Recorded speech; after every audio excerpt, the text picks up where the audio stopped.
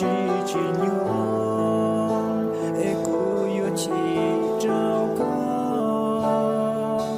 phèn trao ly cu lệnh từ thia ca tha sao trao phan ra khé trao cu lu chia tia có lư cho chu chỉ so thả hương hoa vì ba cút xa mùa trăng.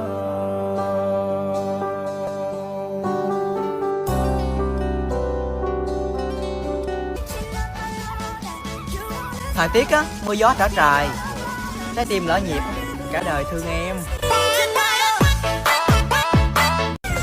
Em ơi, gió mùa thu mẹ gu em ngủ.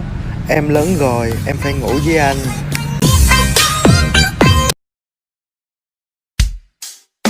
Làn trò cú chạy lỗ cha cú xa xa cho có mùa chi thọ cho phư chỉ tê tê làn trò cú chạy lỗ cha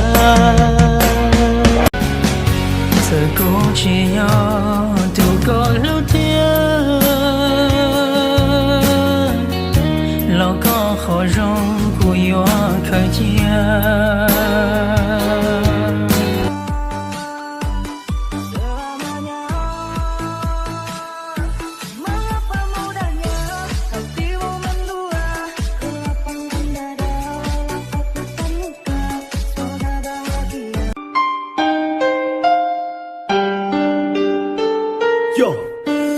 mẹ linh mùa tụi ninh chỉ xia nà để té sau cả hào trào cha yo trao của xia ô lúa bùa yo một nô củ tàu cua giờ chia thua non chạy yo thả có của cả là men câu mông một trong chỉ xử lý có thêm lon gì qua con nhỉ. Ô mình câu mong câu gió lên từ tuôn trái do cụ tàu lúa ấy có bùa yo lại trái vì chỉ lên nô cụ nó tao chỉ có họ cụ lưu xia nó chua do xa cho có ê ê con mua bao tiền cụ nhà có vì xa tao có lon đo cụ Đào băng điện biển dây chỉ đồng đào Trải điện biến tích chỉ đồng trào tứ chỉ lo thiết tứ chỉ xia của lưng này nhau bậy tao xia ta chỉ bậy lưu xia chỉ bậy giờ tiệp bậy tao lưu lanh tư bậy nhìn lưu tàn cho lưu xia chỉ tàn cho bậy lưu rò theo một tàn cho bậy tao xia lọ ở dưới nhà chạy cho nữ chỉ cũng nên dọn nhị kỹ lưu chỉ cũng chơi được lanh lưu tù giờ lên từ tao lưu bậy lời giờ ít liền sư tứ chỉ chu giờ đi lưu trải điện biển à. Thế cưới à? Cưới nhá. Chả cưới Luôn à? Nuôi em à? Yêu em không?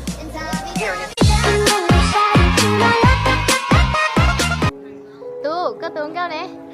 Nơi tôi muốn cụ trò Có tướng nó nếu luôn, chả nên chừng cho coi nha. cụ yên lú nơi cả là mà đã xì nếu hai đứa cụ hay tia kẻ lú nó chỉ tao I'm sorry, don't leave me. quay gió đã nè sự thia chỉ lưu bọn đời hoa tai sai giờ thia cài vừa tuôn chùa khâu la niềng gấu rùa ba thia cả lo lưu chín thông chua sau nên tiền che uống bao chùa chọn chùa bùa tao niềng gấu cú cờ chùa bỏ hậu mò vì nung lại thia luôn rời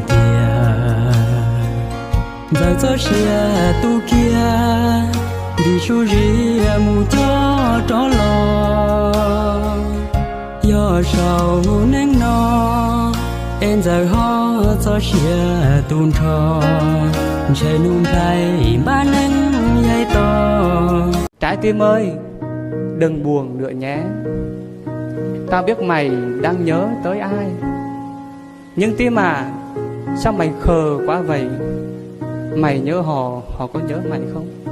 Thay vì mình cứ hát đi hát lại cái bài đó là đếm ngày xa anh, thì mình sẽ dòng dạc và hát to cái anh cứ đi đi. Và chúng ta cũng sẽ mạnh mẽ, dứt khoát, sẽ hát thà là bỏ đi hết. Và chúng ta sẽ thấy được rằng một điều rằng là mất tình yêu đôi lứa không có nghĩa là mất tất cả. Vì cuộc sống này còn nhiều thứ đáng để cho bạn sống. Và bạn hãy ngẩng cao đầu, bạn nói rằng em của ngày xưa là cô gái mang hài đỏ, bỏ cả thế giới nhỏ để chỉ yêu mình anh.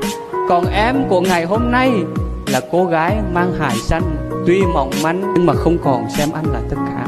Rồi các bạn sẽ lại yêu, nhưng mà